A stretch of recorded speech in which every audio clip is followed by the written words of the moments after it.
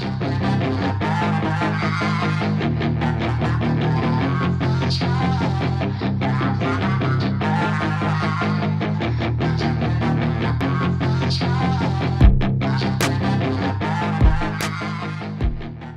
guys, here we are out at the field. I've got the new Apco F1. We're going to take it out, see some of the characteristics as it has, take it up for a quick flight, see how it goes. Let's do it.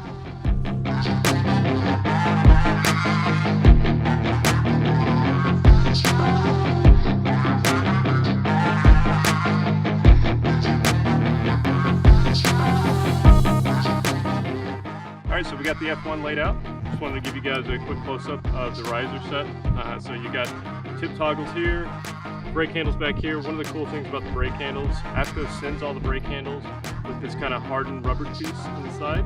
It kind of keeps a nice stiff triangle form. These are fully kind of customizable. You can pull them out, put in less stiff ones, or take them out altogether and have really flexible brakes.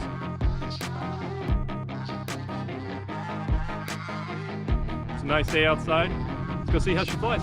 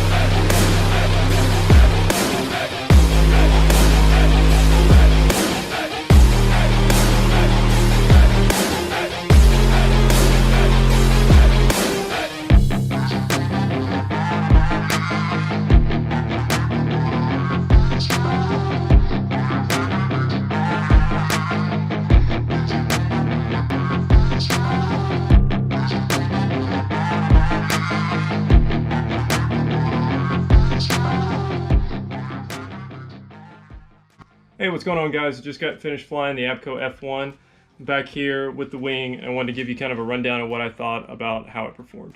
So first things first, I really liked how the wing performed. I liked the rigidity of it while you're flying. I liked the snappiness and the dynamics that it has when you're turning. It lands very, very well. It's got plenty of brake pull left when you're coming into flare, so you can get those nice, long, smooth landings. So I really enjoyed how easily and flawlessly this thing performs when you're coming into flare. There were only two things that I didn't like about the wing, and they're pretty minute. So it has to do with the risers. On the brake system itself, the magnetic attachment, so the magnets, it's a little weird when you're reaching up high and trying to clip the brakes in. It wasn't really a big issue, just something you kind of got to get used to. Again, it wasn't really a big deal. The second thing was the trim tabs, the tip steering. So I really like the tip steering because you have like your own little brake handle there, which is kind of cool. A lot of the tip steering in things like the Colorado or the Charger are just kind of little plastic kind of D-shaped medallions.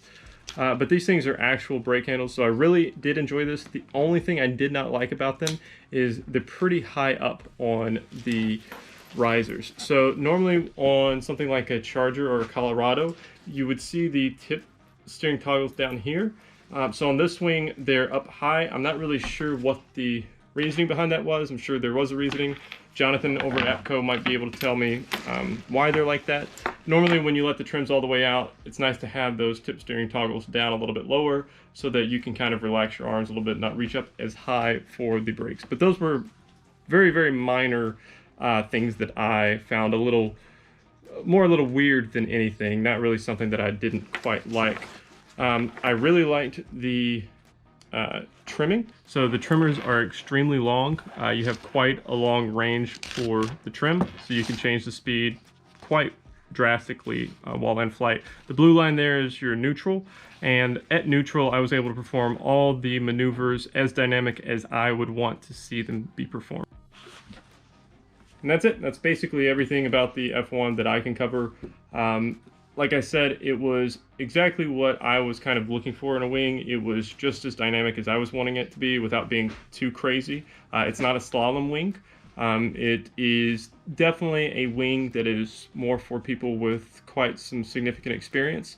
I've been flying a 21 meter Colorado, MacPara Colorado, for a while. I would say that if you've ever flown something like a Charger, going from the Charger to the Colorado is almost the same amount of kind of a step up from the Colorado to the F1, if that makes sense. So it's quite a significant increase in dynamic handling, but the stability was there, which is a lot of times something that you kind of miss out on when you upgrade to a more agile wing. But overall, I'm extremely happy with it. I think I'm going to be able to hang on to it for a long time and be very happy with it.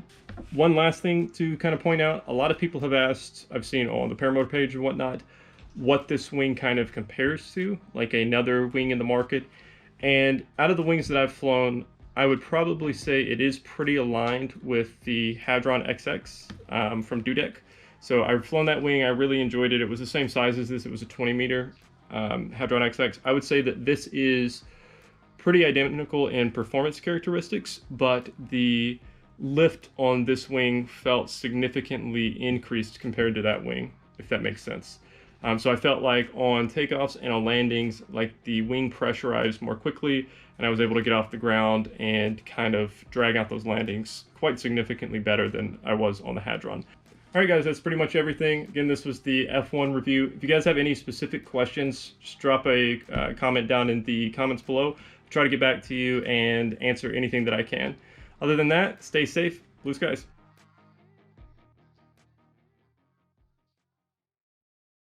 Got the new Apco F1. Chris. Zoom in.